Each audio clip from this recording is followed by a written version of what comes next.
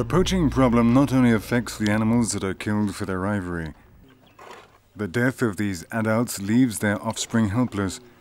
Without the group's protection, they have no chance of survival. Or so it was until David and Daphne Sheldrick arrived at the Tsavo National Park near Amboseli. David Sheldrick was the founder warden of Tsavo National Park and was very dedicated specifically to elephants and the plight of elephants, because at the time he was involved with Tsavo, the great poaching years began and they witnessed the decimation of the Tsavo Park's population, in fact the whole of East and Central Africa's population of elephants, to the extent they were losing 20 elephants a day in this country. Now Daphne Sheldrick, his wife, took to trying to look after the baby orphans of these poached elephants. When David died 17 years ago, Daphne moved here to Nairobi and she founded this trust in memoriam to her late husband and continued the work of raising baby elephants, also baby rhinos. In fact, she does any animal, but obviously because of the endangered status of rhinos and elephants, she specializes in them. To date, she's the only person in the world who has successfully hand-raised infant elephants and reintegrated them back in the wild. The three here at the trust, Emily, Aitong and Imenti, are numbers 9, 10 and 11 of infant babies that are put back into the wild.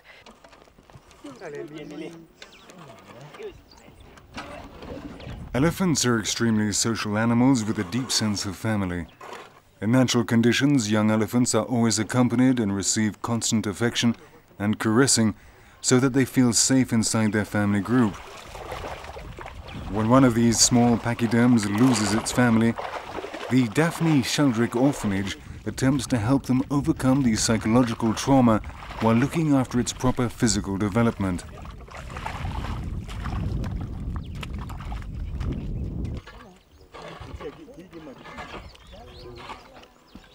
Young elephants only grow and develop if they are happy and are at ease. They need to be accompanied at all times, although they must not form strong ties with any one person in particular to avoid possible traumas in their absence. At the orphanage, several attendants alternate continuously and all wear the same uniform, easily identifiable, white pants and white jackets, to help the baby elephants associate them as a distinguishing family feature.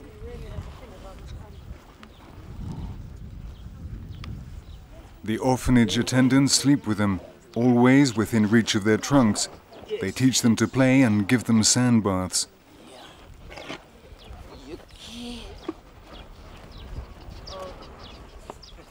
During the first 6 weeks of life, baby elephants can get sunburned, especially on their ears where their skin is very fine. A good layer of mud and sand helps to protect them.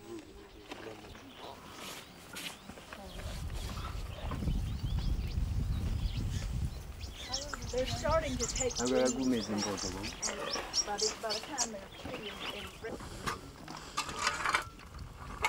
Feeding is one of the most complicated tasks at the orphanage.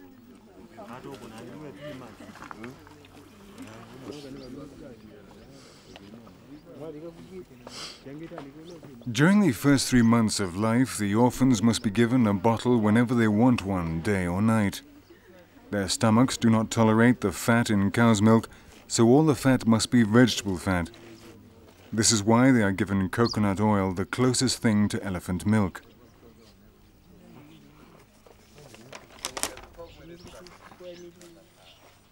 Finally, starting at 9 months, they are taught to combine milk with vegetables until the age of 4 or 5, when they are weaned, and at which time the young elephants will be ready to be reintroduced into their natural environment.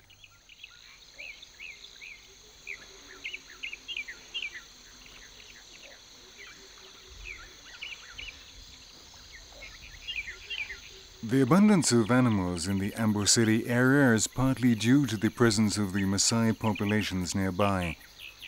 The Maasai people have been here for almost 400 years and have historically been a tribe, which does not tolerate other tribes hunting in their area.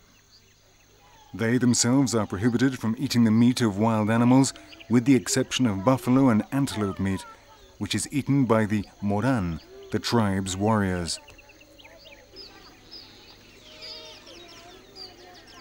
In 1977, 3 years after the creation of the national park, The government moved the Maasai populations inside the protected area and relocated them on the outskirts. While they do not pose a threat to wild animals, the Maasai are ranchers, and the herds of cows are tough competition for the park's herbivores, especially during severe droughts.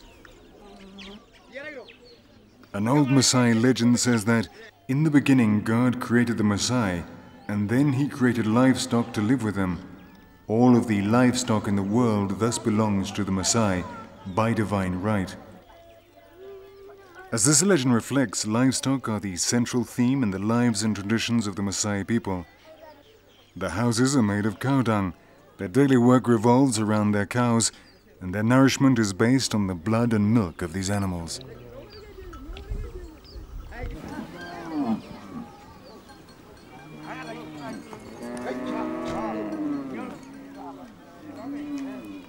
Cows establish the guidelines for life in villages and their inhabitants from the time they are born. Since they are permanently surrounded by dung, Maasai children are very susceptible to becoming infected by tetanus. Their mothers usually pull out the two lower middle incisors so that if they get the disease, which stiffens up their jaws, they will have a channel through which to feed them. The richest member of the population is the one who has the most herds of livestock, and even the price of women is negotiated in animals. A wife can cost 3 cows or 2 sheep and an ox, a fortune in Maasai society.